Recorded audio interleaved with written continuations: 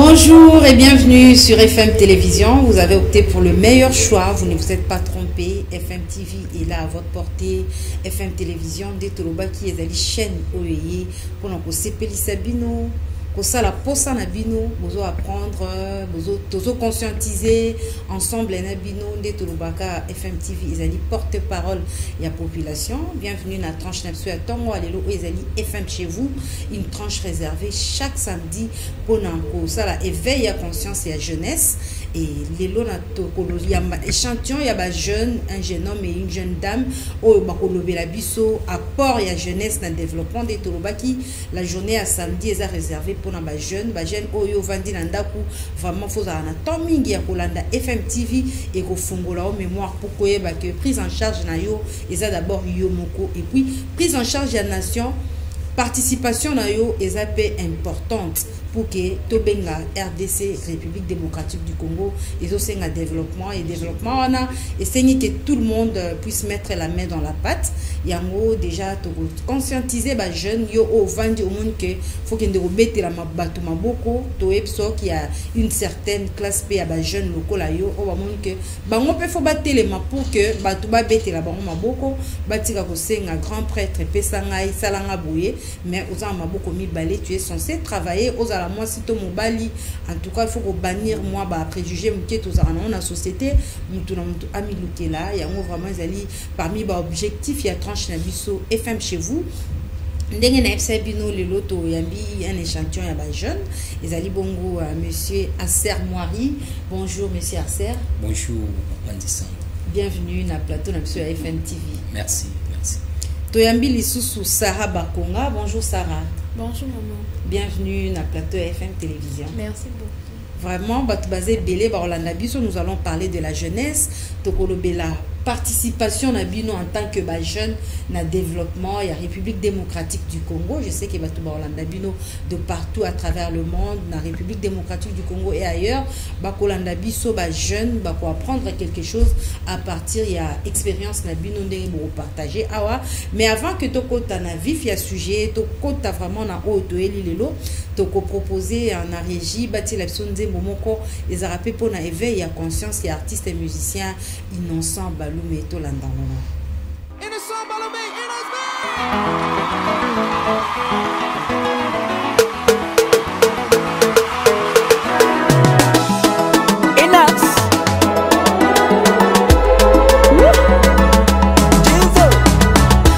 mon boulot na kosala yango mon boulot na sepela kanango mon boulot na kosala yango mon boulot na sepela kanango papa tolinga mosala ba mama na bana tolinga mosala na bana papa tolinga mosala ba mama na bana tolinga mosala na bana.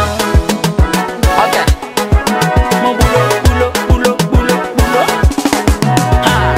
même si tu es taillé c'est ton boulot dans la lelo na zona ta kitoko c'est ton boulot même si tu es cordonnier c'est ton boulot yo moto bangi c'est la kanga sapato c'est ton boulot maloba ebele deo chamo sala liboso la paresse ne paye pas chamo sala liboso mon boulot na kosala yango mon boulot na sepela kanango mon boulot na kosala yango mon boulot na sepela kanango papa tolinga mosala ba mama na bana tolinga mosala na bana papa tolinga mosala ba mama na bana tolinga mosala na bana. I love my job because I'm getting money all day. I love my job, I love the cash, me I don't play. I love my job, yo. I love my job, yo. Même si tu es enseignant, c'est ton boulot. Yo moto pesa kama yele na ba président. Maloba ebele deo, chamo sala liboso. La paresse ne paye pas, chamo sala liboso. Mon boulot, na kosala yango. Mon boulot, na sepela kanango. Mon boulot, na kosala yango. Mon boulot, na sepela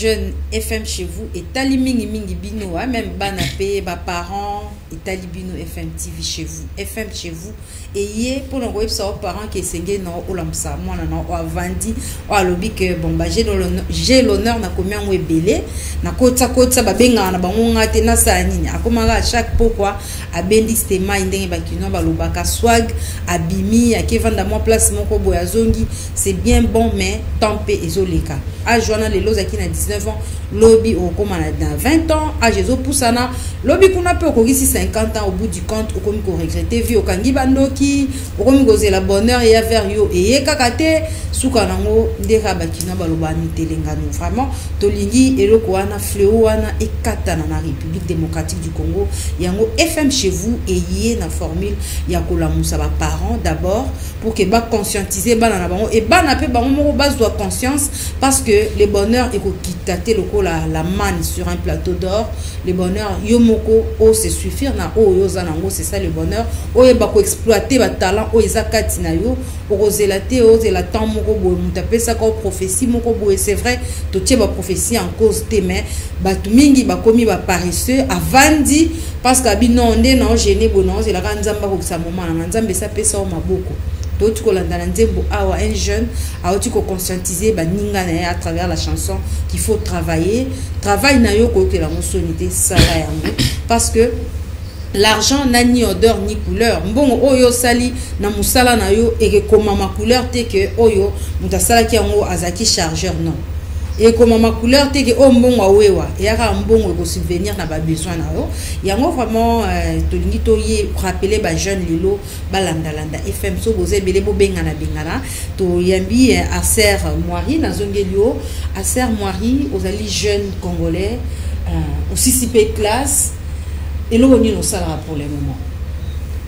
Merci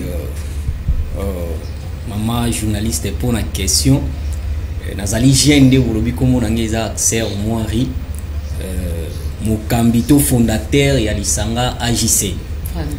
Alors na silisi classe et là on a sali na vandité na kanga maboko ndenge ba uto esabiso na nzembo pa inosbi qui est au télémino na konsale lo otozi la rara apesa yo.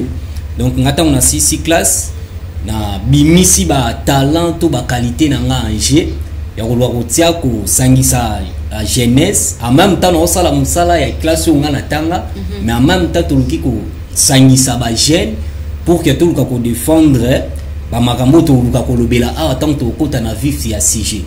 Donc c'est ça qui est ça moko eblo to lequel une émission pour na ko lobela makanisi nanga to makanisi ensemble na bandeko to zwaki pour na osala logo to sali to bengi na kombo ya AJC.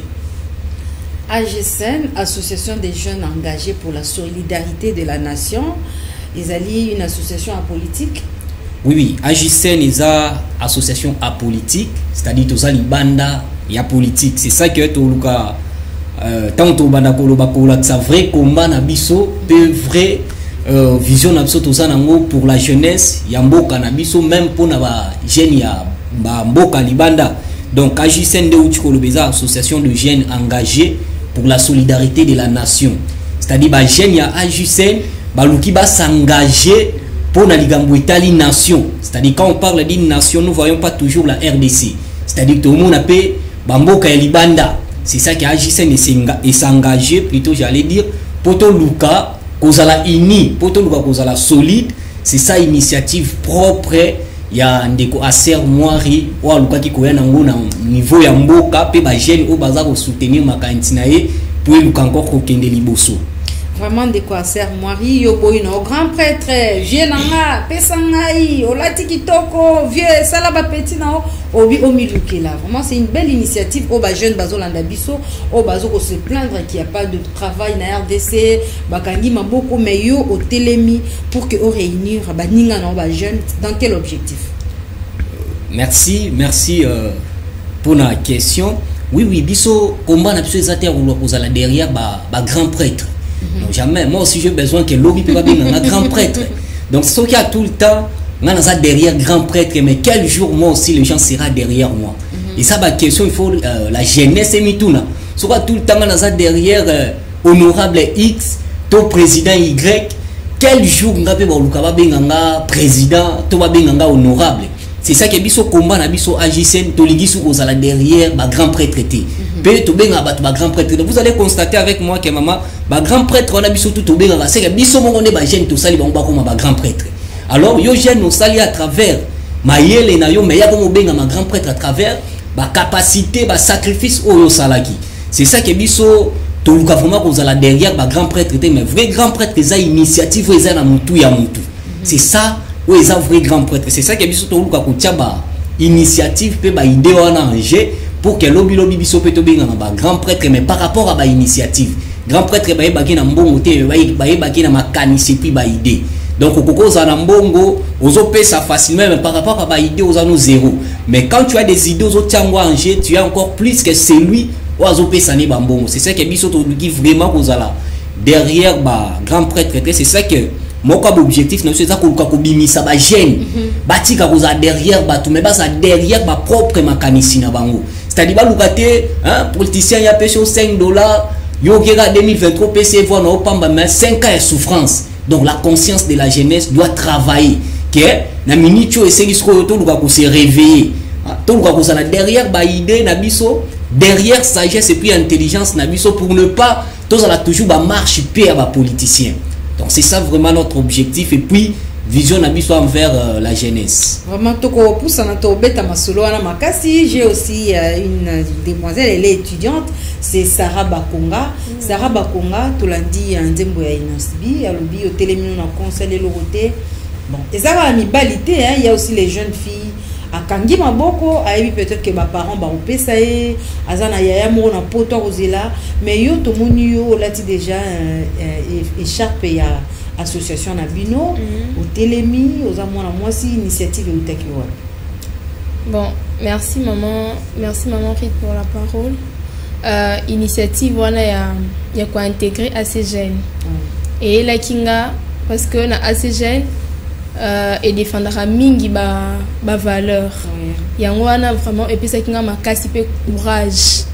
Vu que j'aime les valeurs, raison pour laquelle j'avais intégré. Donc Yoselité que papa te donne chaque matin l'argent, tu es aussi étudiante, non? Oui, je suis étudiante. Mais au lobby que na banda déjà qu'on se frayer un chemin pour qu'un jour on a peine ça la prise en charge. Ou ça la prise en charge na yo moko. Oui maman.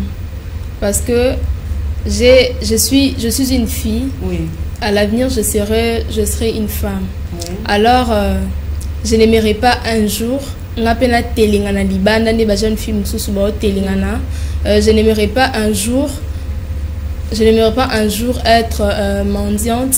Je n'aimerais pas un jour être une fille moro hein Sarah Bako n'a pas tant à mater. Mais je veux que dans ma jour ezoya on appelle batue ba que Sarah Bako existe, Sarah Bako a saliboy, Sarah Bako a saliboy. Mais j'avais été motivée à intégrer assez jeunes parce que assez jeunes ils ont défendre mingi ba valeur, raison pour laquelle vu que j'aime les valeurs, il y a l'égalité, il y a l'amour, raison pour laquelle j'avais été motivée d'intégrer la CGN. Voilà.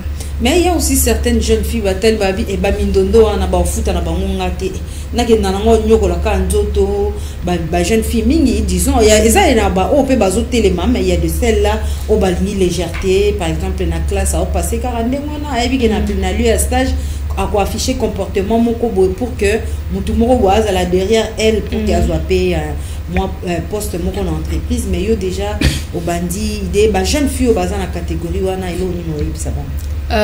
Pour la jeune fille, dans la catégorie, je dirais, c'est le temps de prendre conscience. Parce que on est aux aboyés, ce n'est pas en vain que le Seigneur d'ailleurs nous a créés. Parce que je suis créée, j'ai un but,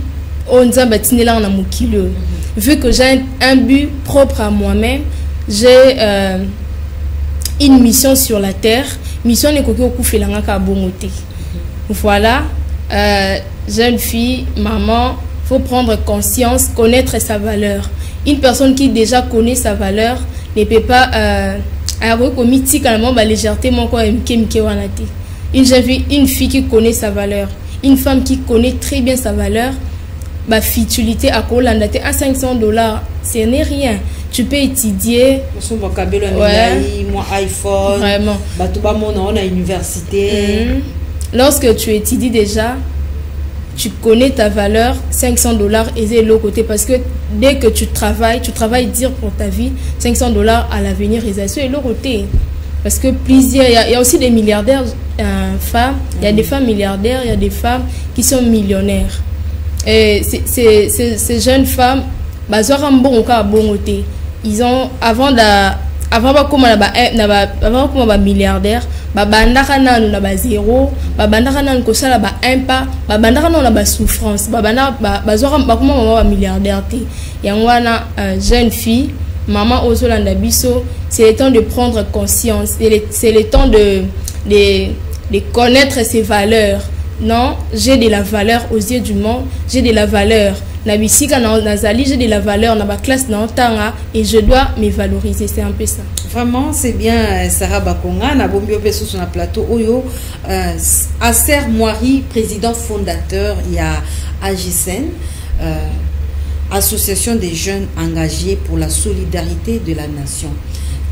Dans une question, on a besoin d'un objectif et belé pour l'éveil de la conscience et la jeunesse. Bakangama bogote ndo lobia boboy kozala marche pied il y a rang moko boya ba politicien pour que lobby bo continuer coller la caisse, ça ne va pas, jeunesse et autres souffrir, mais na association des jeunes engagés pour la solidarité de la nation ba objectif nini nani o yoko ko pesa biso na tonga le ngozango pour que ba jeune o ba olanda opé ba meka ko réfléchir sur ceux qui ba koki ko zwata exemple na comme oza la modèle ya jeunesse ya lilo.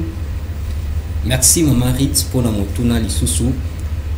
Na AJSEN, association des jeunes engagés pour la solidarité de la nation. Tous na objectif auto défendre.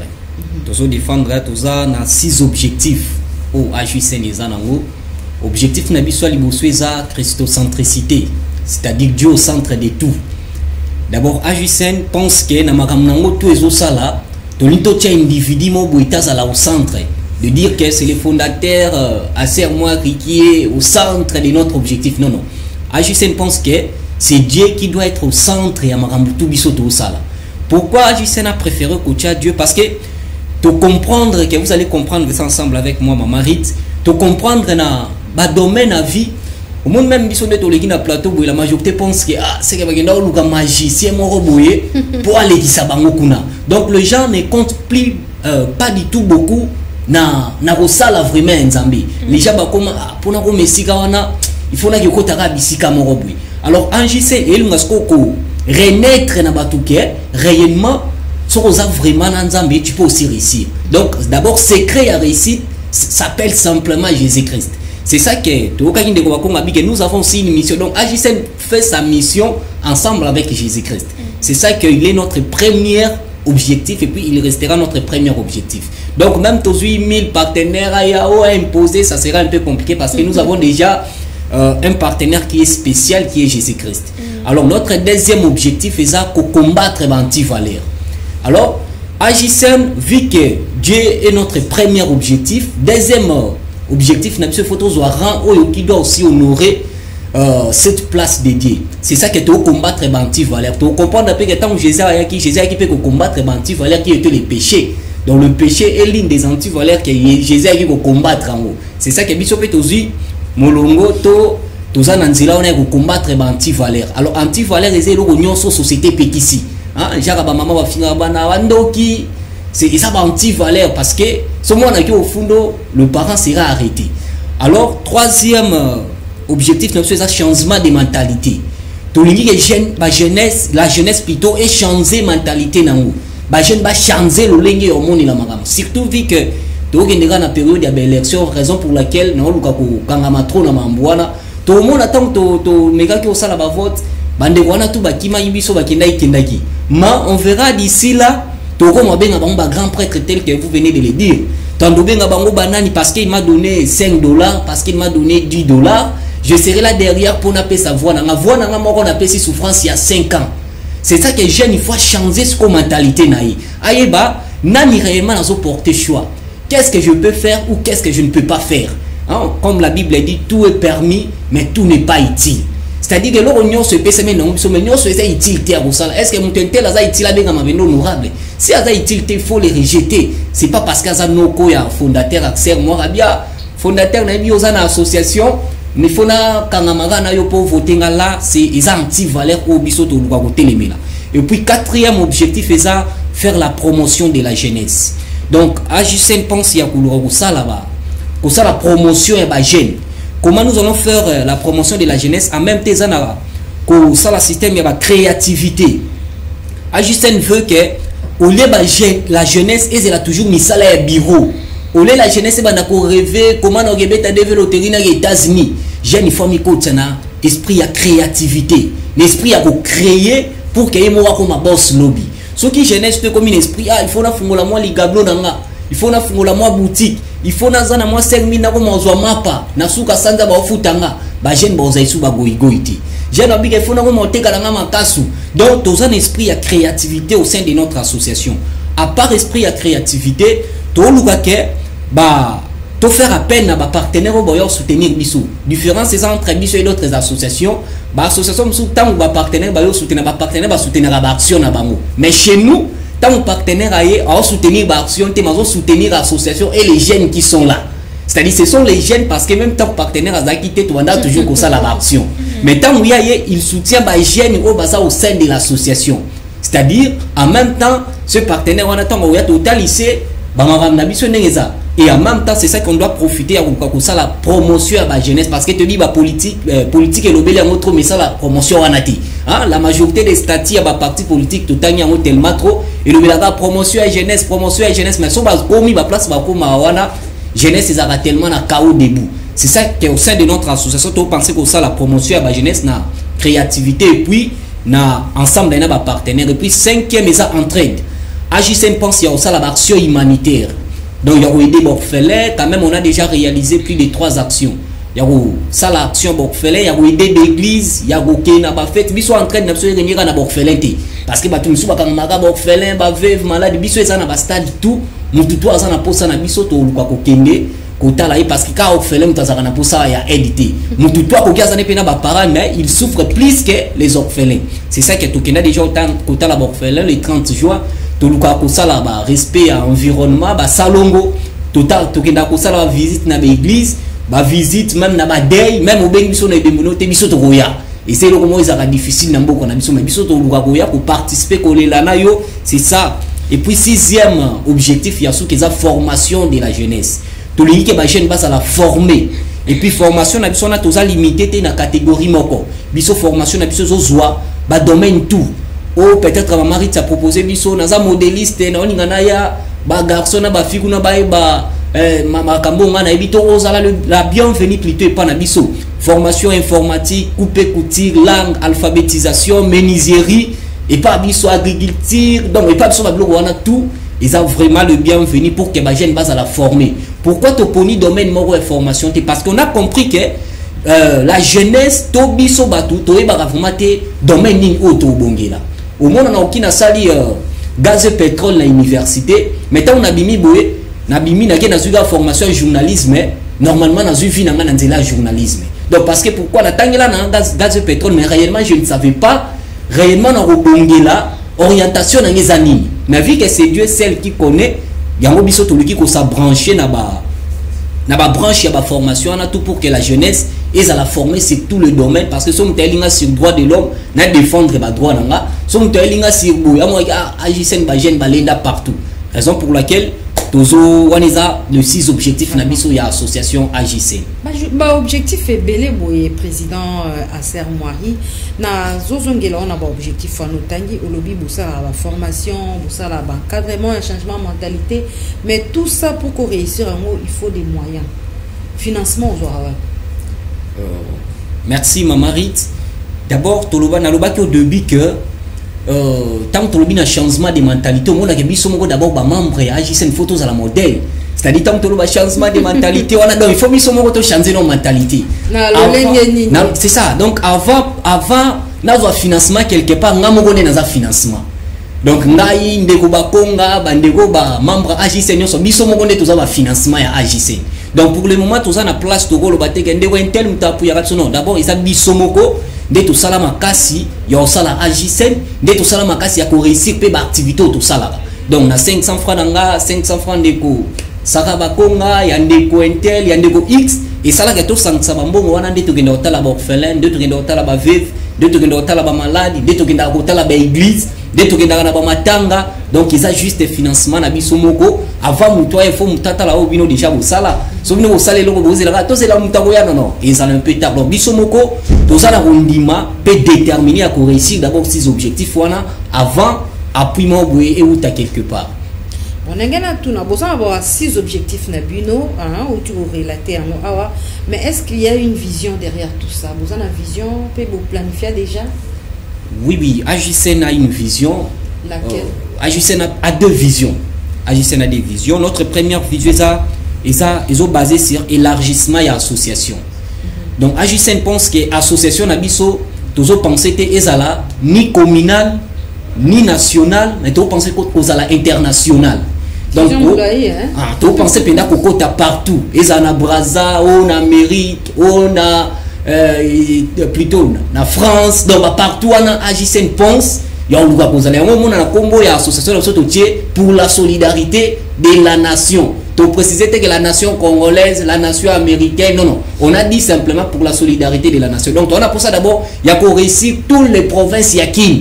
Il faut que tu Lubumbashi, tu Maniema, partout. Tu as d'abord qu'on réussit tous les 26 provinces et après tu as comme en étape, il y a Kota partout. Et puis des visions ça changer la façon de voir les choses. Ils ont que on a troisième objectif c'est ça changement de mentalité. Donc on a toujours que ça éveille la conscience sur la jeunesse, va changer le lingue au monde mon jeune comme à 18 ans, il attend toujours chez les parents.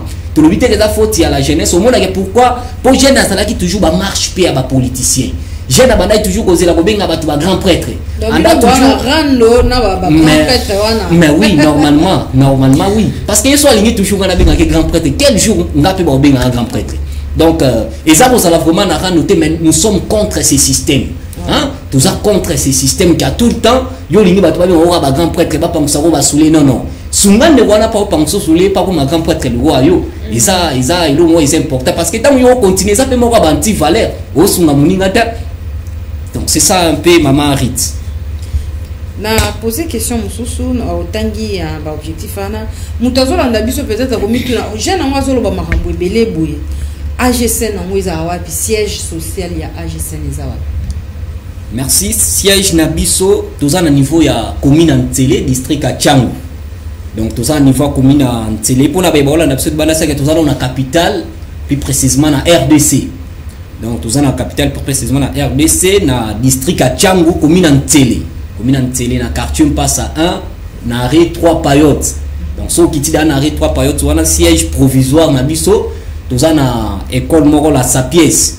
Donc tous en école la Sapiès juste ceux qui dans arrêt 3 payotes après oui après aéroport ou les aéroport ou les carrière ou les terre jaune après on quitte son arrêt 3 payotes sur le comité de l'école la Sapiès référence des églises ACFI sur le comité de à la fin de ça va numéro vous contactez facilement en même temps tout le bientôt là vous allez installer na Petro Congo. Donc tout le déjà beaucoup na commune Massina na Petro Congo déjà batukande tous les gars qui peut benga ki biso au bazaki intéressé de même pena bandeko ba Hollande so kaza intéressé to descendre na commune na bongo pour la ko installer vraiment AJCN. Autant qu'il y a objectif, parmi les objectifs, il y a aussi la formation de la jeunesse. Au but organisera une série, il y a la formation. Ils ont sur quoi précisément? Et puis aussi, le nombre de bateaux ou soit tranche d'âge et bandi, banda âge nini, tina âge nini pour na bateau yo baza concerné la formation. Merci Maman Rit. D'abord, on a souligner que quand on parle de la jeunesse c'est au bandana.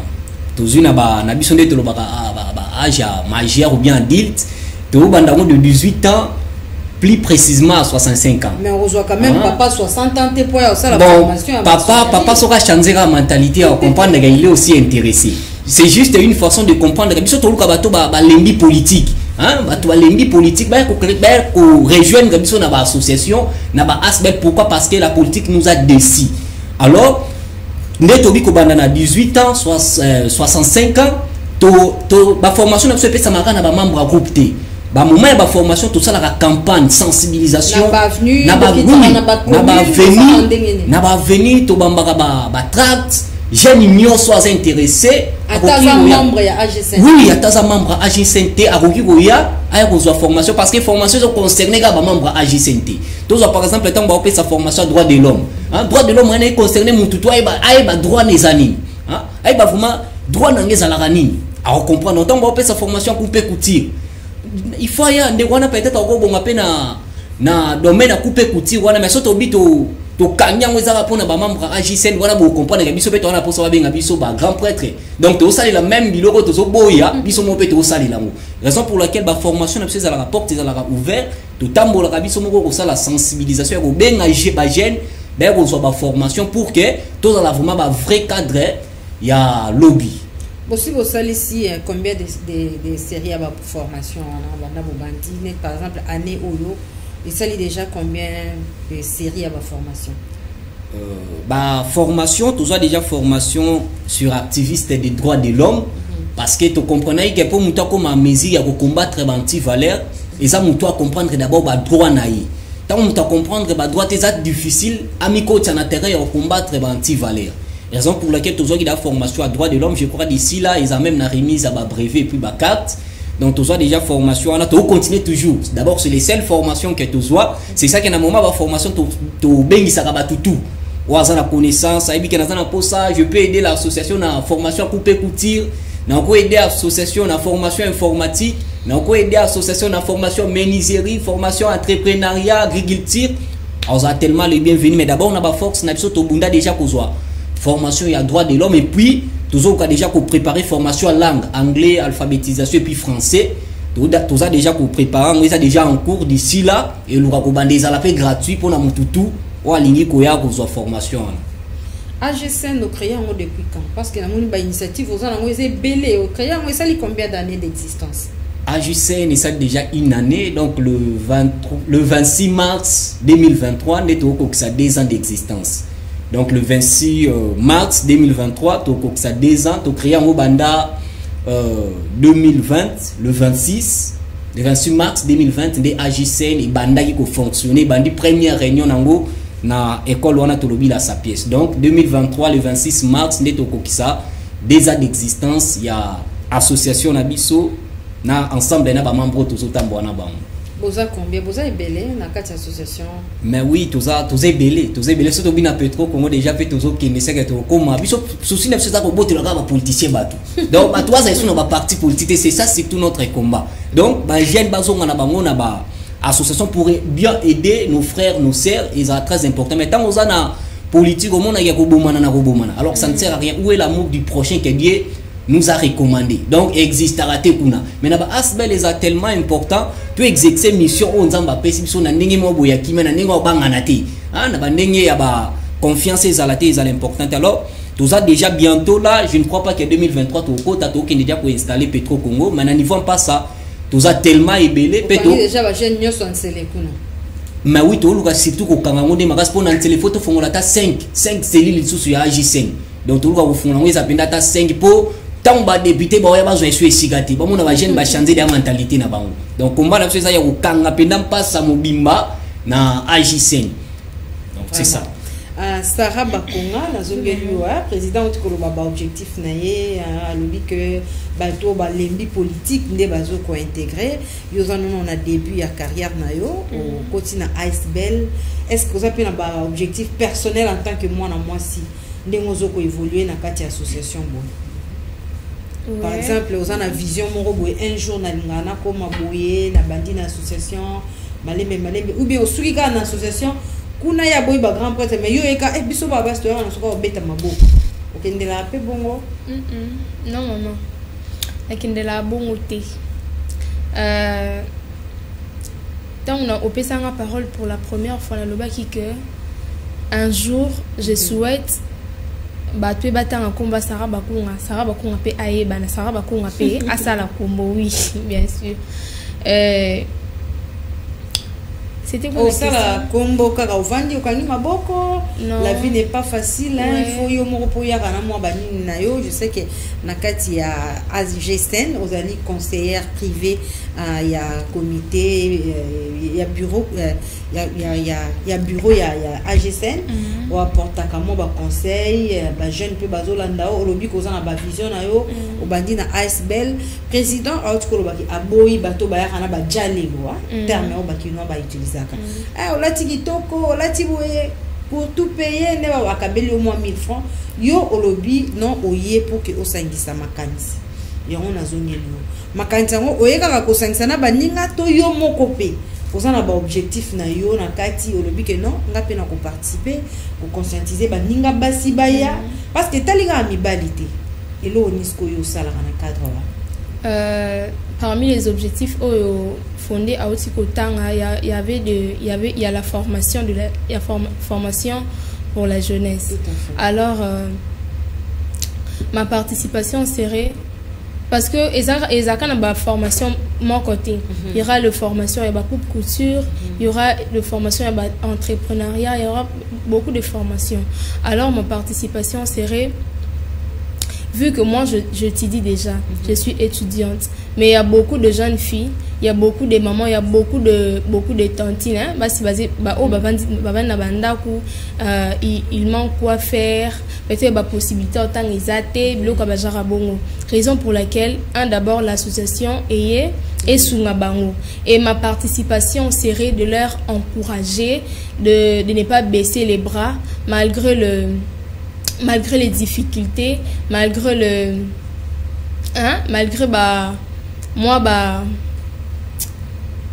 excusez difficulté, malgré la difficulté à mokili, vu que Mikolo misalisa pas si mutakozo azane diplômé bien sûr, assisiper classe bien sûr, mais pour nos hommes ça là, ils ont moi passe. Raison pour laquelle assez jeunes et Yakipo et Sungabiso. Ma deuxième participation serait encore la première était de conscientiser les jeunes, hein, conscientiser les jeunes femmes, conscientiser les jeunes filles. La deuxième serait de leur aider encore de connaître leurs valeurs. Parce que la personne déjà qui connaît sa valeur ne pourra pas faire n'importe quoi. C'est aussi parmi les objectifs de là, ce sont les valeurs déjà.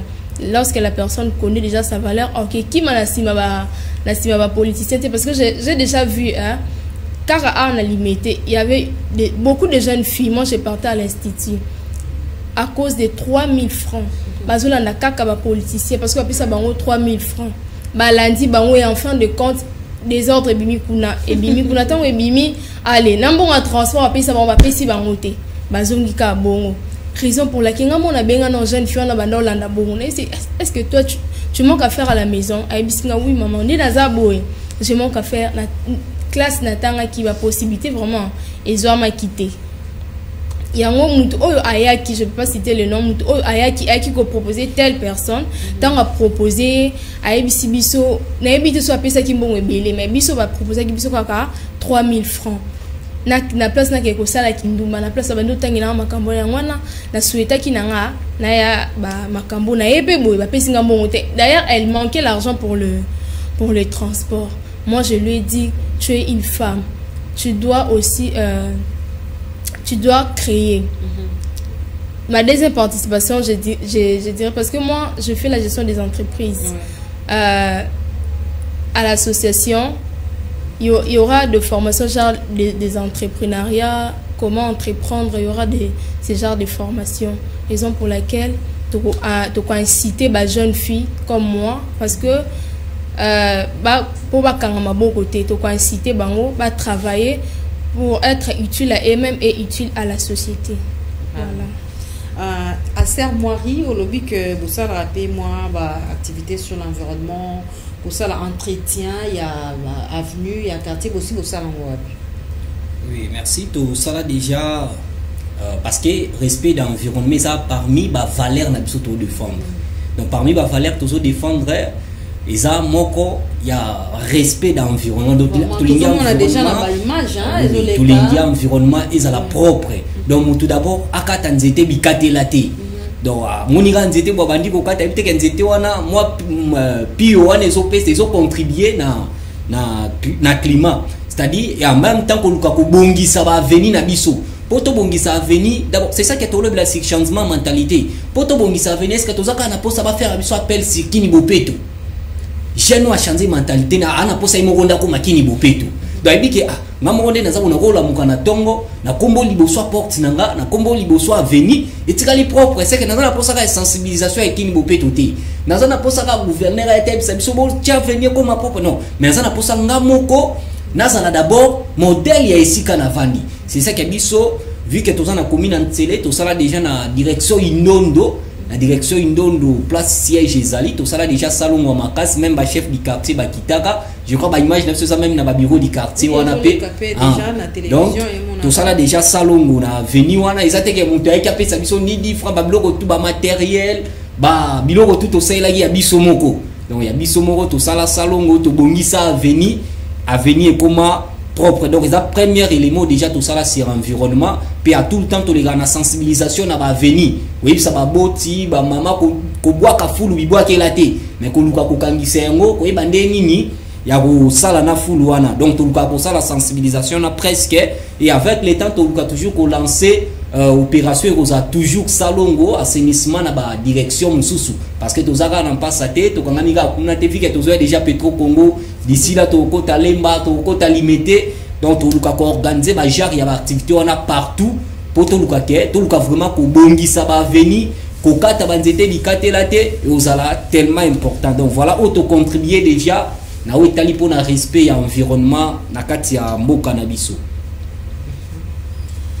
AGSN ezali to benga une association déjà où eza na ba action nango bobandi yango na tout comme na ba image bo sala na ba orphelinat mais il y a un phénomène na Kinshasa où on a apesa assistance na bana ba orphelin mais au monde a télé peut-être na quoi avenue na bafle na micro pour na solliciter moi aide financière na ba passant est-ce que bino pe bo sala merci c'est ça question moi malamu eza parmi ba éléments biso pe to télémélaga eza parmi ba genre méthode biso personnellement to lingaka te parce que pour parmi ba antivaleur parce que bana on a baza batu yo au sali budget pour non laisser ba monter directement oye au placer un panier et na bafle moko bandi ko solliciter aide yo pe kanisa bana na yo ba okanisa bango. OK d'abord avant de faire cette chose mutu wana il faut que tu nies ko tina ni nazula ka bana wana pa vandisa bango na construction oya tongaki donc yemo bazaki cirque on a souhait malamu ya bana wana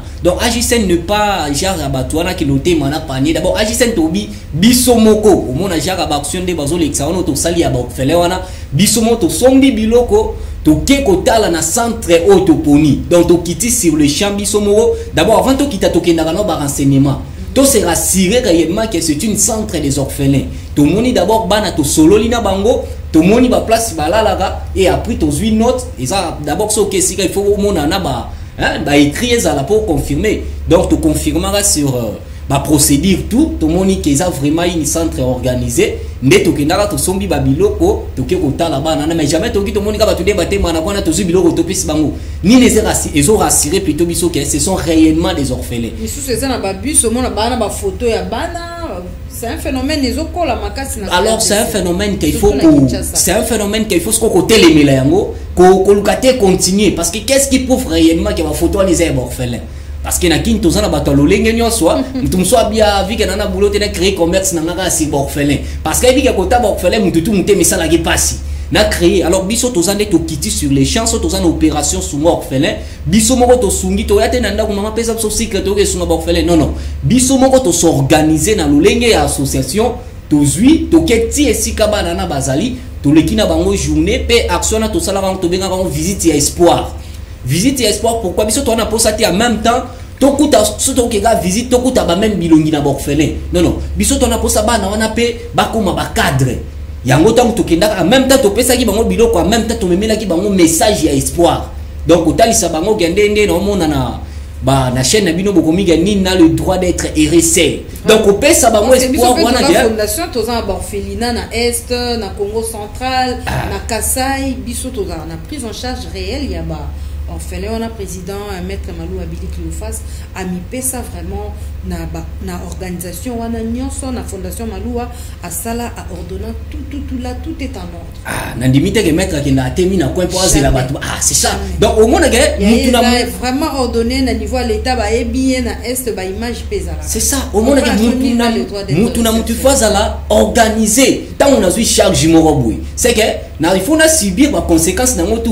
Alors tant on a comme que mana bandila wana ils ont manque à responsabilité à makamwa na zwaki. Donc ils ont opération morobo il faut même s'il s'agit ya ko ko telemela ko freiner ko faut freiner batwana. Batikala na ba concession bandima ikozwa bana na si il y a des associations de ONG qui pensent ya osunga ba okita sur les champs et non oui ba okita sur les champs et non koluka ko telemana ba coin pour batwa ba les amoko ba anti valeur qu'il faut vraiment freiner et il faut pas osunga même na sunga na pesa raté ngana kinda na centre na moni bana ndeto pesi parce que ça ils a recommandé na ba tindi biso ko sunga mais pas ko sunga ya jawana parce que je ne sais pas si réellement bazaba na borfele ou papa ko gala itpe mo aneka photo à télévision nzela qu'est-ce qui prouve et les années lo monter à sirenga donc biso to kinda vraiment na kata ba centre na kata ba hôpital na kata ba prison pour que tout le ko sala ba action na biso na no to pesa na banzela. Vraiment c'est bien de contribuer à la jeunesse toujours qui est petit à petit vers la fin ya émission na biso na yana tout na ceux qui jeunes ou azolanda yo a s'appelle quoi adhérer na AGSN na osalande. Merci ceux qui jeunes ou azolanda nga jeune ndetolobi que jeunesse bandi de 18 ans 65 ans jeune na ikara âge wana mutu nyonso a s'appelle quoi adhérer na kati association ou a s'appelle na makambiso tolobi c'est que premièrement quoi adhérer ça d'abord mutu moko se révolter volontairement bino na CPL par rapport à l'objectif de Quartier à lobby to ndeko bakonga préciser to lukato rejoindre bango nde tobi toza na commune à Tchangu plus précisément na district plutôt à Tchangu plus précisément na commune à Tsele quartier Mpassa 1 soroye toza na ba fiche ya adhésion na biso parce que nous sommes une association mutako ya adhérer mba moko te non toza na fiche ya adhésion ko ya remplir fiche wana to yebio vraiment que ça membre moko identifié donc to yebi que toza na ba membre tel a adhérer kat na biso pour na bande ko peut-être bazana na Petro Congo ba occuper toujours ko patienter parce que d'ici là to lancer installation pour na ba bani ko ben ça pe na ba commune na bango que to kende to installer AGSN c'est pas un problème donc ba benga biso na ba numéro to pesa to kita sur les champs pour to lukato solo là to mumisa comment to ko installer association mais pour na ba obalinko ya to sangana chaque dimanche à partir à 15h donc lobby déjà à partir à 15h tous en réunion et association na biso parce que tous a dans activité tous ont préparé na 2023 alors ils ont senga tout le temps to kutana pour te ba comment to ko affronter ba activité wana donc lobby déjà na 15h tous en réunion na commune antile na bi quartier passe à 1 na école la Sapiens au komiwana so qui juste autouni na école la Sapiens pour association pe bani place ba jeune ba sangana ka ba ko orienter auto ko benga biso na numéro plus 243 081 12 28 886 non plus 243 081 12 28 886 on est en même temps numéro nanga ya WhatsApp pe pour na ba partenaire ou balingi ko soutenir biso à Monique on a posé question pour na ba partenaire ou à Monique qu'est-ce qu'ils doivent faire oui à Monique idée ça tellement malamu to zo partenaire ya tendance nyonso tous a apolitique mais tous a partenaire à tendance tout donc partenaire on dit mais ça pasteur aza nani andimi que oui politicien mais oui politicien on y a pour adhérer derrière ma cantine biso on y a pour pesa biso ba recommandation c'est ça la différence donc ailleurs à côté agissent les structurés organisés ailleurs pour adhérer derrière ma cantine non bah moi je veux ceci non donc on y a tout vandi mais c'est l'honorable et toi tu veux ceci moi je veux ceci donc tout solo le dialogue et ça bon mais non tous a dans la proposition moko parce que une fois m'avait posé une question que so ba tcheli biso so ki ba 5 millions to bon association non tout ça déjà pour ne pas citer le nom député national a proposé à biso comme membre d'honneur moment là que ton a komi ko imposer AGSN et baraki route et tali c'est que tous a flatté na mbongo te tous a flatté na titre honorable été pour biso et tout ça ba honorable mais tous a na pour ça muto aza na souci ya ko accompagner ba jeune pour un souci ya intérêt d'abord souci et ça ya accompagner makambo biso to ça depuis de biso to yeba ba partenaire ba na pour ça ya soutenir biso pasteur homme politique mutu nyonso ya tendance to monique na soutenir ba ba idée ya ba jeune oyo koko benga biso juste na numéro tolobi wana 081 12 28 886 to solo là s'il s'agit au monde na to monde na pe pour na ko planifier marambutu pour to tambola elongo. Vraiment, Asser Moiri, président fondateur, il y a Association des jeunes engagés pour la solidarité de la nation. Tendre vers la fin, il y a émission à Bisso, jeune Balandi Bisso, Oyo à Silici classe, a commis lettre il y a des demandes d'emploi dans l'entreprise, ils aussi batté. A bien tout cas, on a na site qui n'a droit, phonatique à la canne à droit, ou soit des na salaki polytechnique, phonatique à la canne à domaine, on a pas changer domaine, t'es tenu au quoi mi na université, azos et la peut-être babé lycéen à poto, ou soit ba parents bazali, ou soit papa peso kaza invité mais atika moi héritage moro boye à compter plus na yango malobani no pesa na matololenge. Oui, toi bisa ba la jeunesse d'abord na vie, on a l'homme des défis. J'ai l'habitude de relever les défis. C'est-à-dire que place bateau ba facilité, mon toit zana gondi mais fa comme ça facile. D'abord, il faut que jeune wana faut amituna, ye jour ni no kende pe bato espoir ya obeng sa batuna poto. Yeso wa zela ka obeng sina poto. D'abord, il faut se compter na yo moko avant compter sur mon tout. Et puis moi-même aussi je fais les droits, je suis juriste en formation. Mais en même temps, mais d'abord je dois il faut n'amier pour ne pas attendre. Est-ce que maman j'ai l'honneur ils allaient à Mboka ou comment j'ai l'honneur à Tami le monde avant de recevoir t'es quoi t'arrives pas directeur alors yo peut commencer qu'on a niveau on doit comment j'ai l'honneur et ça va très important dans la vie. J'ai la petite de dire que batunyo soto baye bani lelo basala ikisité et ça bazaki na gondima na obango bazali et puis et ça donc na web ça ba jeune wana baluka kozala derrière ba idée na bango tona ba jeune na mboka na so ba tellement mayele ba talancier ba tia mayele na bango anje ba créer ba association ba asbel surtout ba quitter derrière ba politicien. C'est très important pour ba réussir à venir na bango. Vraiment Sir Moiri Sarah Bakonga topesi pe maluba aux jeunes aux alliés membres d'honneur na kati ya AGSN. La jeune fille va zolanda yo ils ont mususu azo compter car sugar daddy on paie ça $1,000 mususu abiga ngamono qui n'est pas assistant na obeta na fara la suite on en parle pas tous na kati ya bilili yo moko yebi ba phénomène nyonso wana mususu pe avandika na point le roi mdazo teka mais on teka te azo c'est la ramta ikabela 1000 francs talela ngata 3000 francs akangisi pe moi qu'est-ce que ça la qui a joué le wa na pourquoi pas la ti wana abimia kesu ko senga na kati ya bar oui ça va on pour na batunyo so ba ça bon et surtout les jeunes filles comme moi na ko yebisa bango batika de 1 et de 2 c'est le temps déjà de prendre conscience de tracer déjà l'avenir le baté que ngande na zaboé je dois faire un ngande na zaboé je dois n'avenir ne papa bota kingai n'avant n'andora papa n'avant n'andora maman ngape un jour on va créer non fonder famille nangai bon vanda pa nanga bana bavanda pa nanga donc éducation au déjà ngana zanango éducation au ngana zala nango déjà na ko transmettre en et pas génération nangai donc je dois déjà me préparer jeune fille, maman, c'est le temps de prendre conscience, c'est le temps de connaître ses valeurs, c'est le temps de se fixer beaucoup des ambitions de jeunes filles, hein. C'est fixer beaucoup des ambitions déjà, parce qu'à l'avenir, Dieu connaît des mêmes, hein. On doit toujours se préparer parce que nous proposons et c'est Dieu qui dispose. Voilà. Vraiment, comme il y a une émission à Bisso, FM chez vous, nous avons des espaces réservés chaque samedi matin pour nous éveiller conscience il y a des jeunes. Il y a qui la Fondation Malou est un grand exemple. Il y a éveil à conscience, il y a maître Billy Malou à Théophas, ou Azali Bongo, à juriste d'abord, mais Azali président, il y a fondation. À Edaka, jeune. Cela ne veut pas dire que à l'embimbo on en a pour ça l'amour, mais il a le sens d'altruisme. Azali mutu oyo akanisa rapona mutu. Yope ozolanda biso, nul n'a le droit d'être seul sur la terre. Kanisa rape mutu azapembe non. Donc Fondation Maloua c'est un grand exemple de. Il y a Mikolonioso pour nos téléspectateurs, il y a FM TV. Tant au lié, il y a ceux qui mutu azapembe non peut allier. Ozosala yebaka qu'est-ce que l'autre fait. Sora ozosala le fait que ola musa conscience na pour kayeba que malgré diplôme oyazana mosoki na nazu opportunité à musalate, il peut se créer un emploi ou assurer prise en charge na ye. Les gens mutumso azobanga na zana mona mki mais tu as déjà 25 ans.